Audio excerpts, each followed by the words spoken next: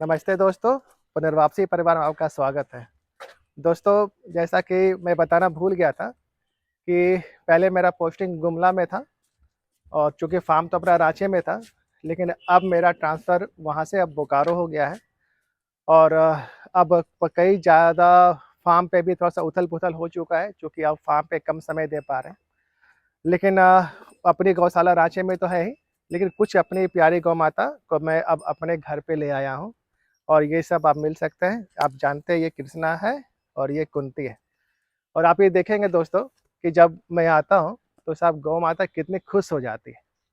और ये कितना अच्छा अनुभूति होता है कि जब आप ऑफ़िस से आप आते हैं, आप जब घर आते हैं और उसके बाद आपका इंतज़ार सारी गौ माता कर रही होती है।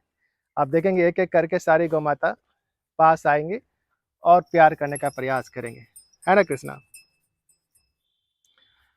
तो आप सभी से भी ये विनती है क्योंकि आप भी कहीं रहते हैं अगर संभव हो, तो आप भी कुछ गौ-माता को अपने घर पे रखें। इससे क्या होता है ना कि आप में बहुत ही ज़्यादा परिवर्तन आप महसूस करेंगे। घर पे रहने से क्या होता है, घर का संस्कार बदलता है। बहुत सारा कुछ ऐसा भी होता है जो मैंने पाया है, बहुत सारा कुछ ऐसा आपदा जो होता है घर पे अगर आपके आने वाला हो या कुछ हो, तो गौ-माता उस चीज़ को नाश कर देती है। या कई बार ऐसा भी हुआ है कि वो अपने ऊपर ले लेती हैं। तो बहुत आवश्यक है कि जब घर में कभी आप पॉजिटिव एनर्जी का अगर आप उम्मीद करते हैं, तो देसी गौ माता को अपने घर रखना बहुत अनिवार्य है। 1-2 बार घटना ऐसा हुआ है कि कुछ हमारी एक गौ माता किसी कारणवश गुज़र गई। तो हमें उस वक़्त समझ में नहीं आया, लेकिन उसके 1 दिन या 2 दिन पहले या 1 दिन बाद कुछ ऐसा दुर्घटना घर में हुआ कि जो लगा कि ये अवश्य किसी न किसी हमारे परिवार के सदस्य का जान ले सकता था। लेकिन जो हमारी गौ माता है, कहीं न कहीं वो अपने ऊपर ले लेती हैं। तो ये आपको देखना है दोस्तों कि अगर आप ऐसा करेंगे, तो कम से कम ये एक धर्म का भी कार्य होता है और और एक अच्छा एक कर्म भी होता है।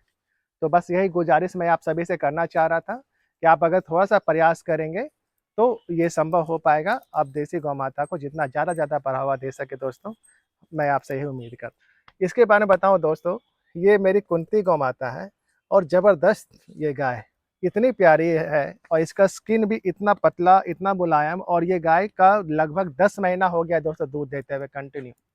और ये उस वक़्त का मुझे लगता है कि कम से कम 8 लीटर से इसने शुरुआत किया था और अभी 10 महीना बीत चुका है इसका और अभी ये कम से कम तो ये 5 महीने की प्रेग्नेंट भी है। और उसके बावजूद भी ये अभी जितना उस वक़्त जो दूध दे रही थी, अभी भी लेकिन सुबह में कम से कम तो 4 लीटर, शाम में 3 लीटर। कम से कम इतना दूध ये आज भी मुझे दे रही है और मुझे नहीं लगता है कि ये अगले बच्चा देने तक ये रुकने वाली है। तो ये ख़्याल रखना है कि हमारे हमेशा वैसी गाय को रखना है कि जो लॉन्ग टर्म तक गाय दूध दे। ऐसा नहीं है कि जो कम टाइम तक जो बहुत दूध कर रही है लेकिन शॉर्ट टाइम तक दूध दे रही है, उससे लाख गुना बढ़िया कि गाय दूध थोड़ा कम करे, लेकिन लॉन्ग टाइम तक दूध करे, वो गाय रखना घर में सर्वश्रेष्ठ होता है दोस्तों। इसके अलावा और बाकी सब आप गाय से मिल ही चुके हैं और आगे का अपडेट आपको मैं बस यही कहना चाह रहा था, अब यहीं से मिलेगा। जब भी रांची जाऊँगा पुनर्वापसी गौशाला में, वहाँ पे जाके मैं आपको अपडेट करूँगा दोस्तों। ठीक है? तो तब तक अपना प्यार हमें हमारे ऊपर बनाए रखिएगा दोस्तों। धन्यवाद।